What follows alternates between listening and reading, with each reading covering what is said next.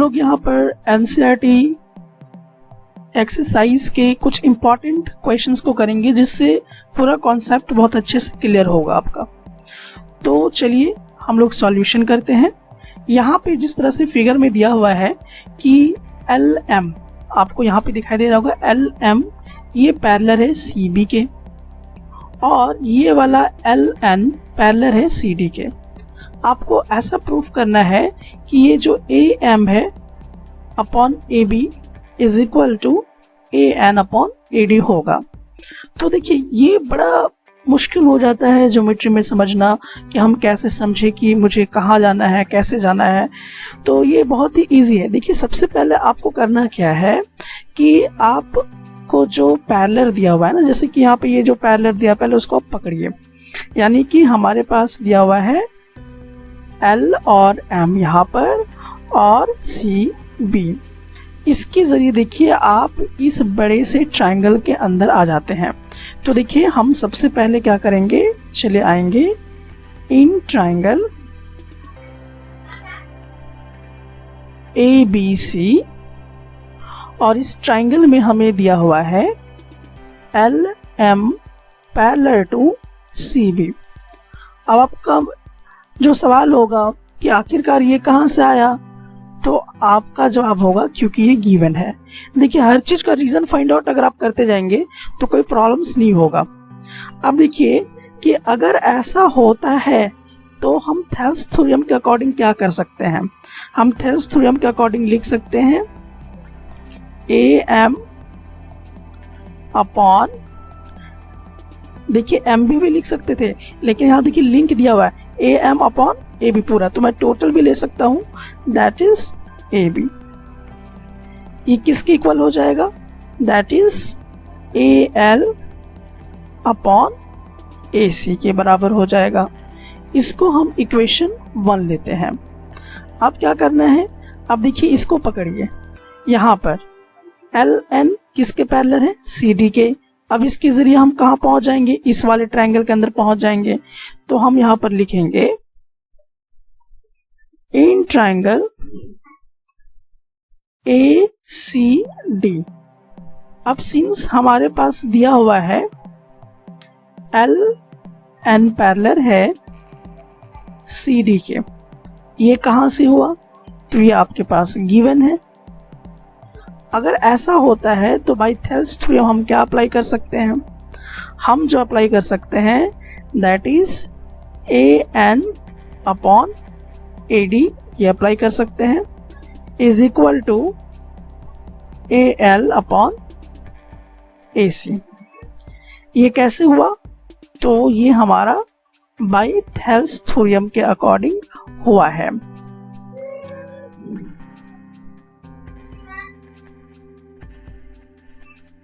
Bye Thales theorem का according हुआ है। ये हमने क्या कर लिया, इक्वेशन 2 मान लिया। अब देखिए इक्वेशन 1 और इक्वेशन 2 में ए एल ए सी और ए एल ए सी दोनों इक्वल है। इसका मतलब कि ये दोनों आपस में क्या हो गए, इक्वल हो गए। Therefore A M upon A B किसके इक्वल हो जाएगा, A L A C. A L A C के इक्वल कौन है, ये वाला है। तो हम यहाँ पे पुट करेंगे that is A N upon A D. देखिए ये आपका प्रूफ हो गया। तो आप लिख सकते हैं क्वैट।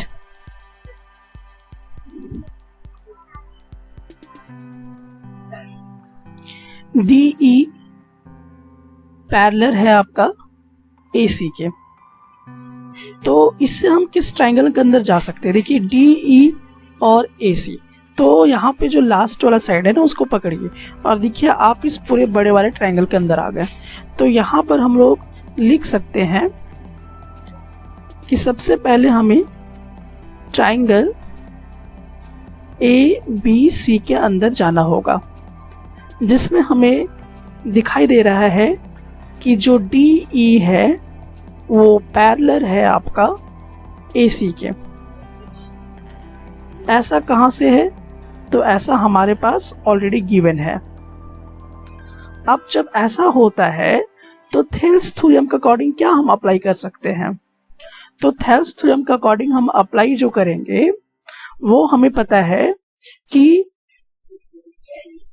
इस पूरे ट्राइंगल के अंदर हम आ चुके हैं, जिसमें से ये वाला इसके पैरेलल है, तो हम देख सकते हैं कि AD अपॉन DB कर सकते हैं और BE अपॉन EC कर सकते हैं। तो हम लोग इस प्रकार से ले लेंगे, AD upon BD is equal to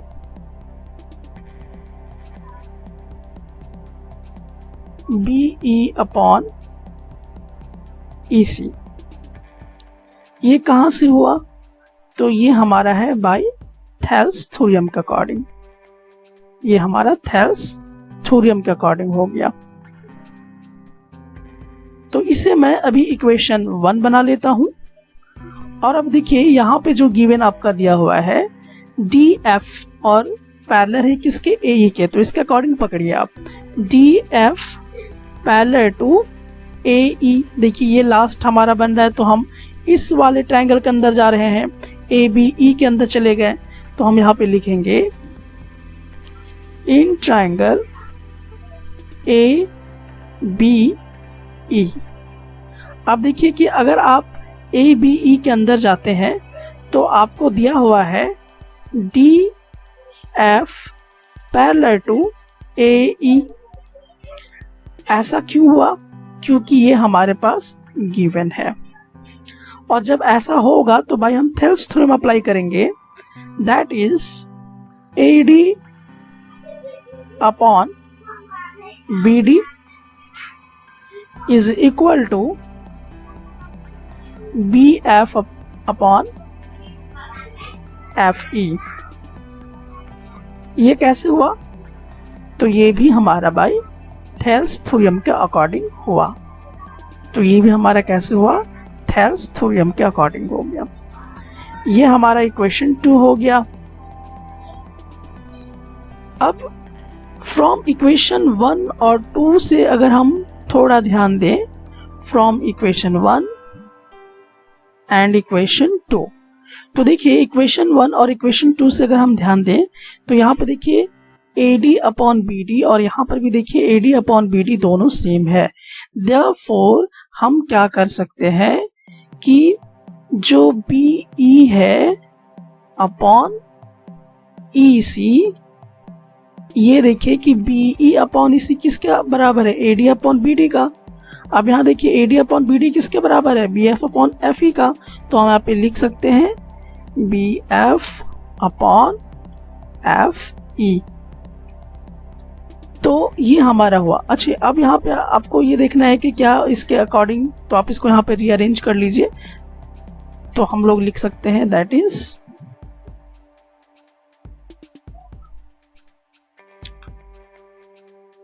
BF upon FE is equal to BE upon EC। तो ये हमारा प्रूफ हो गया।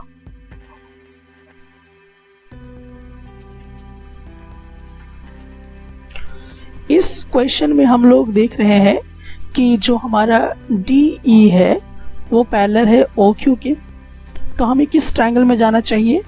आप समझ गए होंगे, POQ ट्रायंगल में। तो सबसे पहले हम लोग क्या करते हैं कि POQ ट्रायंगल के अंदर चले जाते हैं। सो हम लोग लिखेंगे इन ट्रायंगल POQ।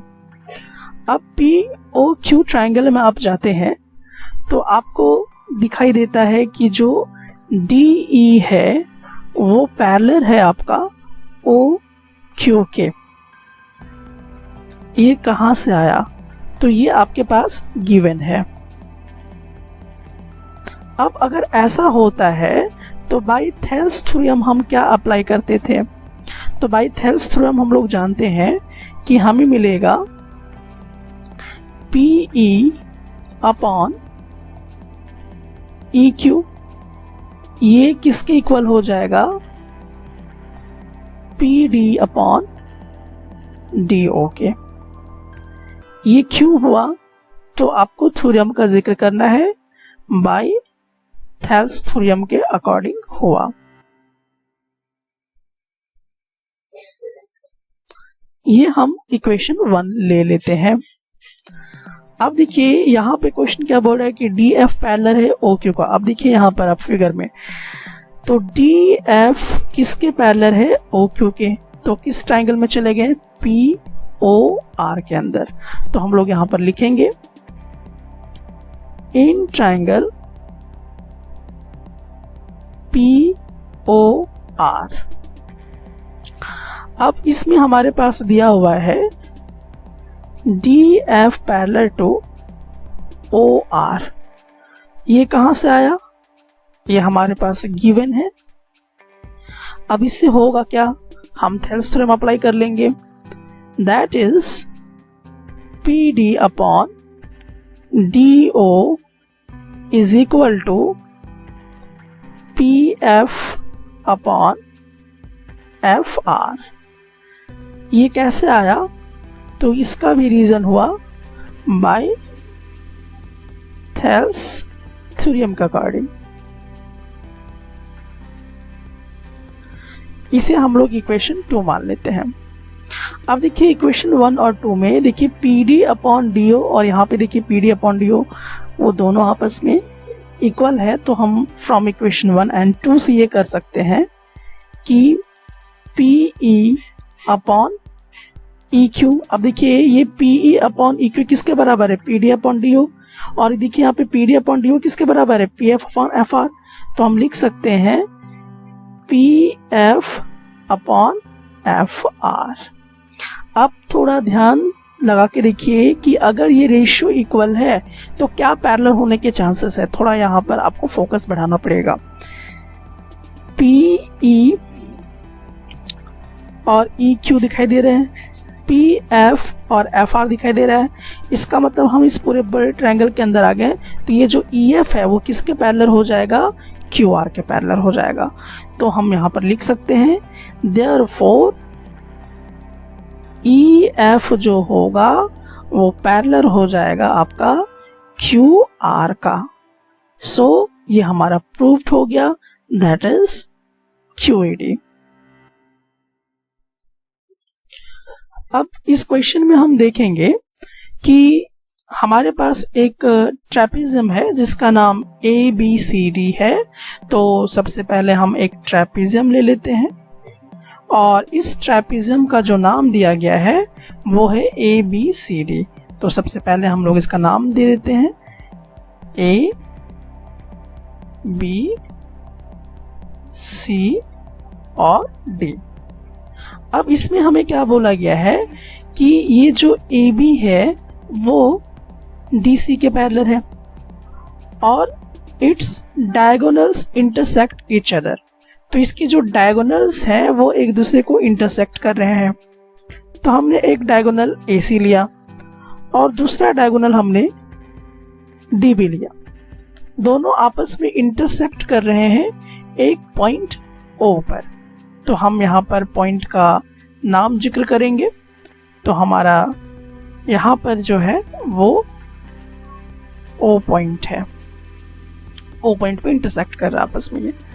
अब आपको ऐसा शो करना है कि A O upon B O is equal to C O upon D O होना चाहिए। तो हम लोग इसका सॉल्यूशन करते हैं। सबसे पहला काम देखिए कि यहाँ पर बनाना बहुत मुश्किल है क्योंकि थेल्स थ्योरम जब अप्लाई अभी करना बहुत मुश्किल है और ये जो रेशियो इक्वल है ये एक्चुअली कहीं ना कहीं थेल्स थ्योरम को इंडिकेट कर रहा है। तो मुझे एक ट्रायंगल की ज़रूरत होती है और अगर हम ट्रायंगल को लेते हैं तो कोई चीज़ पैरेलल इंडिकेट नहीं हो पा रही है।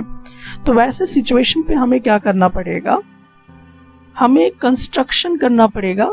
तो हम लोग सबसे पहले क्या करते हैं, एक कंस्ट्रक्शन करते हैं। वो क्या कंस्ट्रक्शन है कि ये आप जो है इस वाले पॉइंट को इस तरह से मिला देंगे और इसका नाम मैंने यहाँ पर दे दिया है ई और एफ, इस तरह से, और यहाँ पर ओ नाम दिया हुआ है। अब देखिए सबसे पहला काम तो हम लोग यहाँ पे ये करेंगे कि हमारे पास गिवन क्या है। तो गिवन में हमारे पास दिया हुआ है कि ए बी सी डी एक ट्राइपेजियम है, इज अ ट्राइपेजियम। दूसरा चीज इसमें क्या दिया हुआ है, दूसरा चीज आपके पास दिया हुआ है कि जो ए बी है वो पैरेलल है डी सी के। करना क्या है आपको टू प्रूव में, तो आपको प्रूफ करना है A O upon B O is equal to C O upon D O. तो हम प्रूफ तो कर रहे हैं, लेकिन इसमें होगा क्या कि हमें कंस्ट्रक्शन करना होगा। तो सबसे पहला काम तो हम लोग इसमें क्या करेंगे, कंस्ट्रक्शन करना शुरू करेंगे। तो कंस्ट्रक्शन हम लोगों ने जिस तरह से किया हुआ है, कंस्ट्रक्शन में हमने क्या किया था, draw E F parallel to D C और ये पैरेलल होना चाहिए ए बी के भी। ऐसा हमने बाय कंस्ट्रक्शन कर लिया है। अब हम प्रूफ प्रोसीजर की तरफ चल रहे हैं। तो चलिए प्रूफ करते हैं। तो सबसे पहला काम हमें ये करना होगा कि हम किस ट्राइंगल के अंदर जाएं।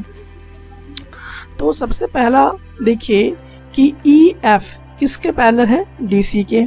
तो देखिए ये वाला जो आपका है ई एफ से ई ओ हम जा सकते हैं, जो कि डी सी के पैरेलल है। सो हम एक ट्राइंगल यहाँ पे पता कर चुके हैं ए सी डी को।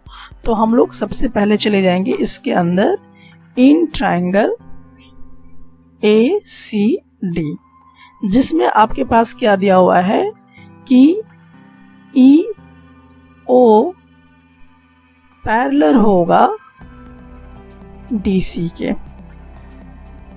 ई एफ पूरा पैरेलल है डीसी का, तो ई ओ भी पैरेलल हो सकता है डीसी का। अब जब ऐसा होगा तो बाय थेल्स थ्योरम के अकॉर्डिंग हम चलेंगे। यहाँ पे आप चाहे तो रीजन लिख सकते हैं कि E F parallel to DC by construction के जरिए हम लोगों ने इसे लाया था।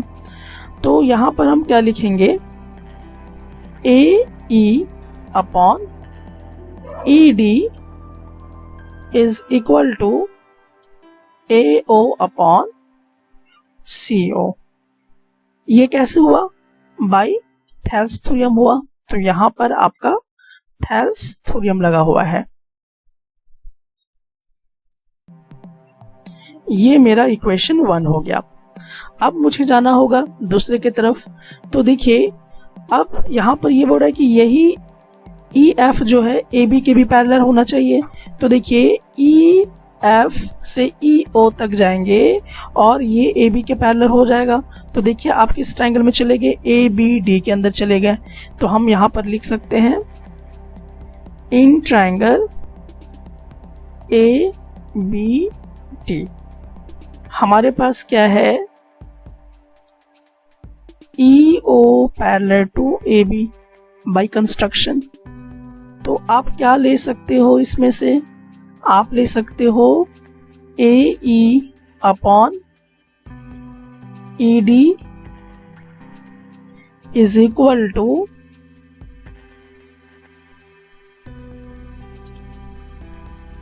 ए ओ, यहां पर आपका आ जाएगा B O upon D O. ये भी किसके जरिए हुआ, थेल्स थ्योरम के अकॉर्डिंग हुआ। ये हमने इक्वेशन 2 ले लिया। अब देखिए इक्वेशन 1 और 2 पर, यहां पर देखिए ए ई डी, ए ई अपॉन ई डी, यहां पर देखिए ए ई अपॉन ई डी किसके बराबर है, तो ये आपका इक्वल है ए ओ अपॉन सी ओ के। तो ये ऑटोमेटिकली हो गया B O upon D O के इक्वल।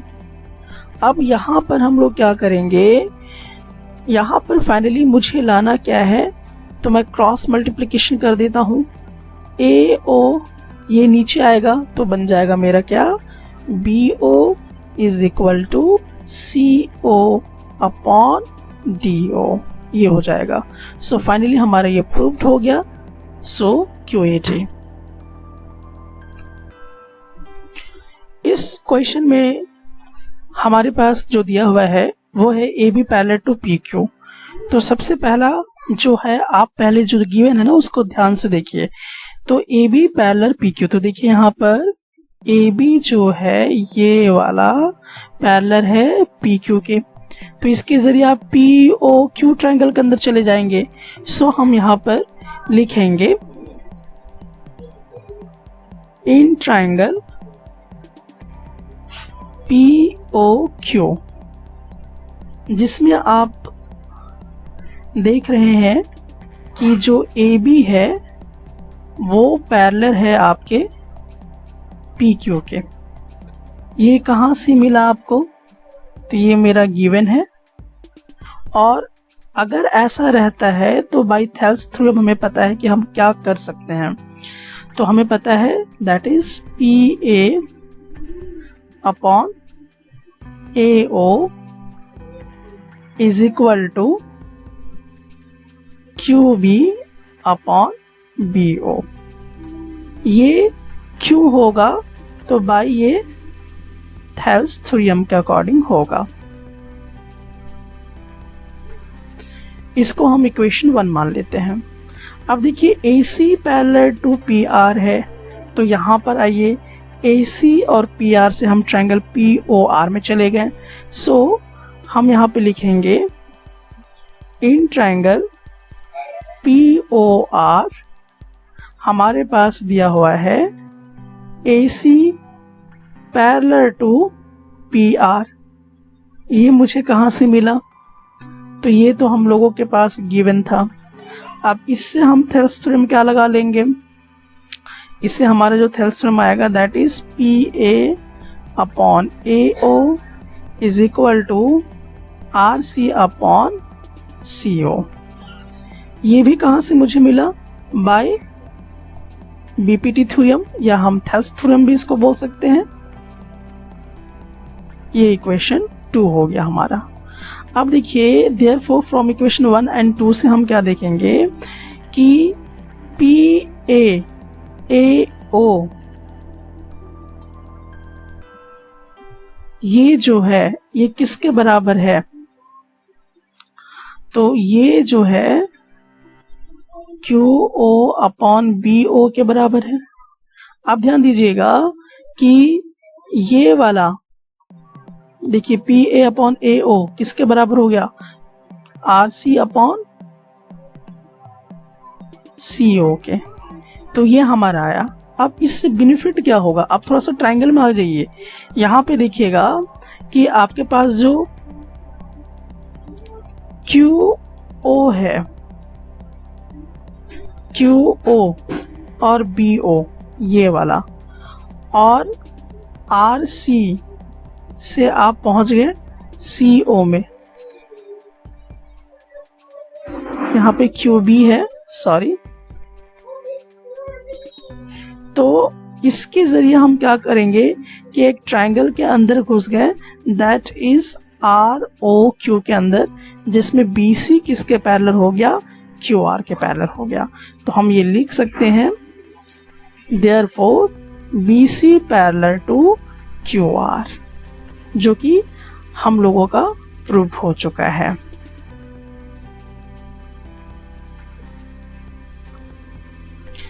इस क्वेश्चन में हम लोगों के पास गिवन में ये दिया हुआ है और एक क्वाड्रिलेटरल एबीसीडी है, जिसको हमें ये प्रूफ करना है कि वो एक ट्रेपेजियम होगा। तो चलिए हम लोग प्रूफ करते हैं। देखिए गिवन टू प्रूव ये सब चीज़ें आप लिख सकते हैं, इसलिए मैं इसमें टाइम बर्बाद नहीं करूँगा। मैं जनरली उन्हीं चीज़ों को करूँगा जो रिक्वायरमेंट है, बाकी आप छोटे मोटे काम खुद से कर सकते हैं। तो सबसे पहले हम एक क्वाड्रिलेटरल ले लेते हैं और इसका नाम हम करते हैं that is A B C और डी। तो हमने एक क्वाड्रिलेटरल ले लिया जिसका नाम ए बी सी डी हमने रख लिया। अब इसमें हम लोगों को करना क्या है कि कुछ कंस्ट्रक्शन करना होगा। तो कंस्ट्रक्शन के दौरान हम लोग सबसे पहले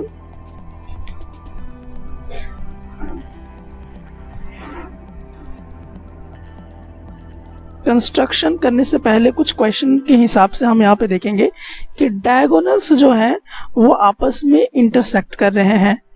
तो हम एक डायगोनल लेते हैं BD और दूसरा डायगोनल लेते हैं AC। ये दोनों आपस में इंटरसेक्ट कर जाएंगे जिस पॉइंट का नाम होगा O।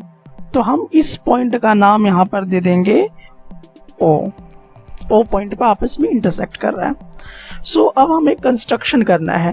कंस्ट्रक्शन में हम क्या करेंगे, कंस्ट्रक्शन में हम सबसे पहले एक लाइन जो है जो कि O से क्रॉस होते हुए और ऐसा हम ड्रॉ करेंगे ताकि AB और DC के पैरेलल हो। तो सबसे पहला हम लोगों को यहाँ पर जो करना होगा, एक ड्रॉ करना होगा एक लाइन को। तो हम लोग इस तरह से एक लाइन ड्रॉ कर लिए और इसका नाम हम लोग यहाँ पर E और F रख दिए।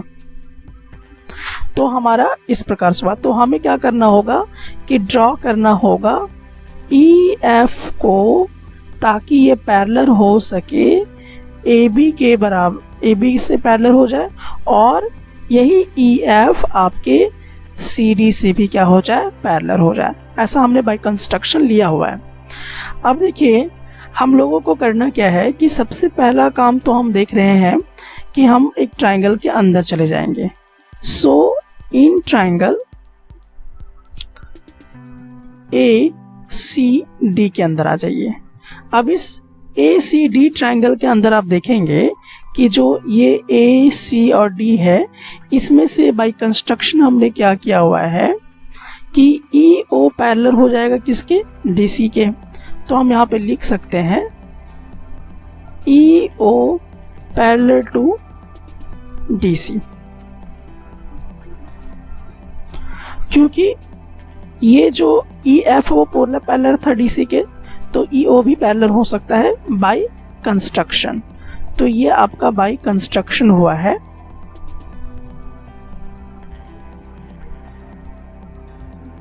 अच्छे, अब जब ऐसा होता है तो हम क्या अप्लाई कर सकते हैं, थेल्स थ्योरम। तो थेल्स थ्योरम अगर हम इसमें अप्लाई करें तो हम देखेंगे DE अपॉन EA हो जाएगा किसके इक्वल। तो ये जो होगा आपका CO अपॉन AO के इक्वल हो जाएगा। क्या लगा, इसमें थेल्स थ्योरम अप्लाई हुआ, इसमें आपका थेल्स थ्योरम अप्लाई हो गया, जिसको हम इक्वेशन 1 ले लेंगे। तो हम लोग यहाँ पर जो गिवन है उसको यूज करते हैं। देखिए गिवन में हमारे पास है दिया हुआ AO upon BO is equal to CO upon DO। ये कहाँ से है, तो ये मेरे पास गिवन है। अब देखिए इसका क्या इस्तेमाल हम लोग कर सकते हैं। यहाँ से देखिए हम लोग इसको इस प्रकार से बना सकते हैं। ये वाला DO को हम लोग यहाँ पर ले जा सकते हैं, या ये वाला CO को हम लोग यहाँ पर ला सकते हैं। तो हम लोग कुछ इसी प्रकार से इसको बनाते हैं। DO देखिए ये वाला DO वहाँ चला जाएगा upon BO equal to CO upon AO। ये हमारा आ गया। इसे हम इक्वेशन 2 बना देते हैं। अब देखिए यहाँ पे जो आपको इक्वेशन 1 मिला है और यहाँ पे जो इक्वेशन 2 मिला है, अब इसको ध्यान से देखना। अब हम यहाँ पे क्या करेंगे, फ्रॉम इक्वेशन 1 एंड 2 से यहाँ पे देखेंगे कि DE किसके इक्वल है, CO अपॉन AO के। अब देखिए CO अपॉन AO किसके इक्वल है, तो ये इसके इक्वल है DO अपॉन BO के। ये हुआ। अब ध्यान दीजिए यहाँ पर कि ये आपका DEA और आपके पास क्या है DO और BO का रेशियो सेम है। तो इसका मतलब कि ये वाला जो है ये किसके पैरेलल हो गया, ए बी के पैरेलल हो गया। तो हम यहाँ पर क्या ले लेंगे कि ई ओ पैरेलल हो गया किसके, ए बी के पैरेलल हो गया। ठीक उसी तरह से हम ये, क्योंकि ये इसके पैरेलल हो गया तो डेफिनेटली ये किसके पैरेलल हो जाएगा, ईओ, ये किसके पैरेलल हो जाएगा, सी डी के पैरेलल हो जाएगा। और जब इस तरह से हो जाएगा तो आपस में ये क्या हो जाएंगे, A B parallel to C D हो जाएगा। और इससे हमें क्या बेनिफिट मिलेगा कि जो क्वाड्रिलेटरल आपका ए बी सी डी है, इसके अपोजिट साइड्स ये वाला और ये वाला आपस में पैरेलल हो गए तो ये ट्रेपेजियम हो जाएगा। Therefore A B C D क्या होगा, हमारा ट्रेपेजियम हो जाएगा। तो ये हमारा ट्रेपेजियम हो गया। इस क्वेश्चन में हम लोगों को एक ट्रायंगल दिया हुआ है, तो सबसे पहले हम लोग एक ट्रायंगल लेते हैं और इस ट्रायंगल का हम लोग सबसे पहले नाम रखते हैं ए बी और सी। अब देखिए इससे क्या कहा गया है कि एक लाइन जो है वो ड्रॉन किया जाता है ट्रायंगल की किसी एक साइड से जो कि मीट पॉइंट है, और ये इस तरह से ड्रॉ किया जाता है ताकि वो पैरेलल हो सके अनदर साइड। तो हम लोग इस तरह से एक लाइन ड्रॉ कर लेते हैं और इसका नाम हम लोग D एंड E दे देते हैं। अब इसमें जो D है आपका वो क्या है, मिड पॉइंट है इसका, और ये DE जो है इसके पैरेलल भी दिया हुआ है। अब आपको प्रूफ क्या करना है वो चलिए, तो सबसे पहले गिवन पॉइंट में हम देख लेते हैं कि क्या क्या हमारे पास दिया हुआ है। तो गिवन में अगर हम बात करें तो सबसे पहला चीज कि जो DE है वो पैरेलल है किसके, BC के। ये पहला गिवन पॉइंट है आपके पास। दूसरा गिवन पॉइंट आपके पास क्या है कि D मिड पॉइंट है। अब D मिड पॉइंट होगा इसका मतलब कि DA इक्वल टू DB होगा क्योंकि ये मिड पॉइंट है। अब हमें करना क्या है, प्रूफ। तो प्रूफ में मुझे क्या करना है, टू प्रूफ में आपको ये करना है कि बाइसेक्ट द थर्ड साइड, यानी कि ये वाला जो है ये इस साइड को बाइसेक्ट कर रहा है, मतलब AE is equal to EC के बराबर है। बाइसेक्ट का ये मतलब है कि दोनों आपस में इक्वल हो रहा है। तो चलिए इसको हम लोग प्रूफ करते हैं। तो सबसे पहले प्रूफ के अंदर जाते हैं और अब हम इस ट्रायंगल के अंदर चले आते हैं। सो इन ट्रायंगल ABC, जिसमें आप देख रहे हैं कि DE जो है ये पैरेलल है BC के, क्योंकि ये जो था आपका गिवन में ऑलरेडी है। अब ऐसा जब होगा तो according to Thales theorem AD upon DB हो जाएगा is equal to AE upon EC हो जाएगा। ये क्यों होगा, बाय BPT थ्योरम। अब देखिए यहाँ पर ये जो AD है और DB है, जिसमें से D क्या है, मेरा मिड पॉइंट है, तो हम जान रहे हैं कि DA जो होगा वो DB के बराबर होगा। तो हम यहाँ पर वापस क्या लिख सकते हैं, AD अपॉन, इस DB की जगह पे क्या लिख देंगे, तो इस DB की जगह पे हम वापस AD लिख सकते हैं। तो हमने यहाँ पे क्या लिख दिया, AD is equal to AE upon EC हो जाएगा। अब ये दोनों आपस में कट गए तो बचा हमारे पास क्या, 1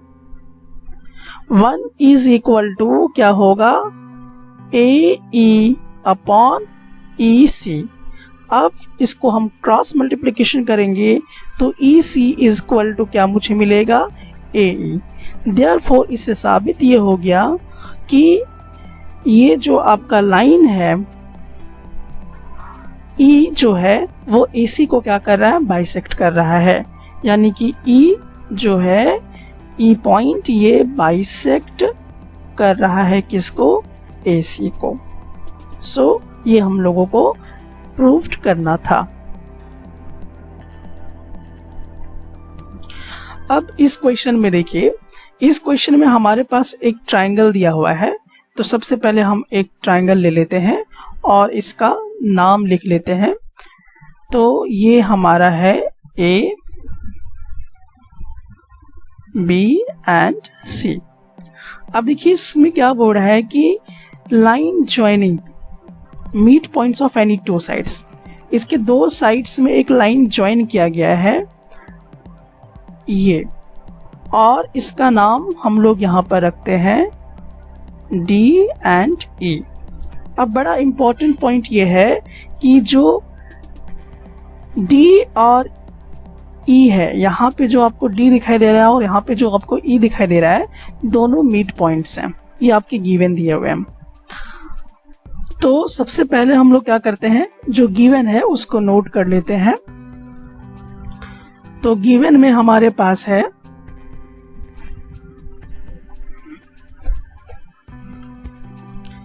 D और E जो है मिड पॉइंट है। तो D अगर मिड पॉइंट है तो इसका मतलब ये हुआ कि AD जो है ये DB के बराबर होगा। पहला चीज तो ये। दूसरा चीज, अगर E मिड पॉइंट है तो AE is equal to EC हो जाएगा अगर मिड पॉइंट है तो। और ये दो चीजें तो दी हुई हैं। अब हमें प्रूफ क्या करना है, तो हमें जो प्रूफ करना है वो ये है कि जो DE है ये पैरेलल होगा BC के, ऐसा आपको प्रूफ करना है। तो चलिए हम लोग प्रूफ के अंदर आते हैं। सबसे पहला चीज हम ट्रायंगल को देखेंगे।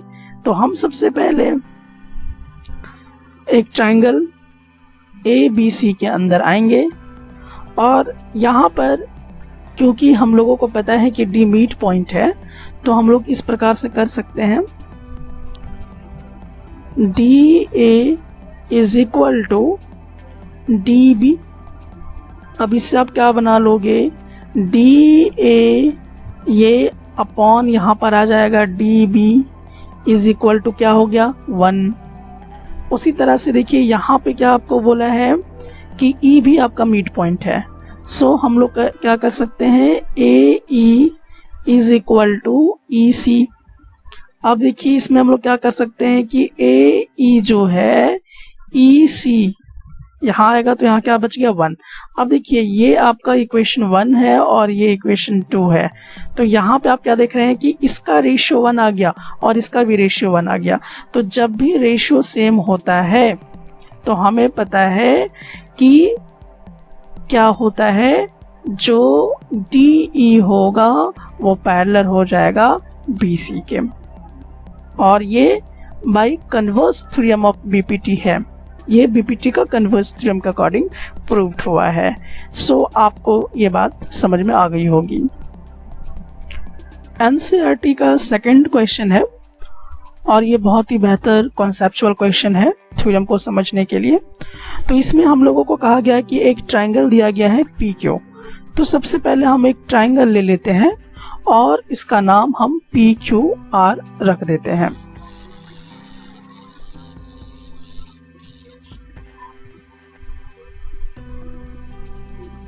अब इसमें क्या बोल रहा है कि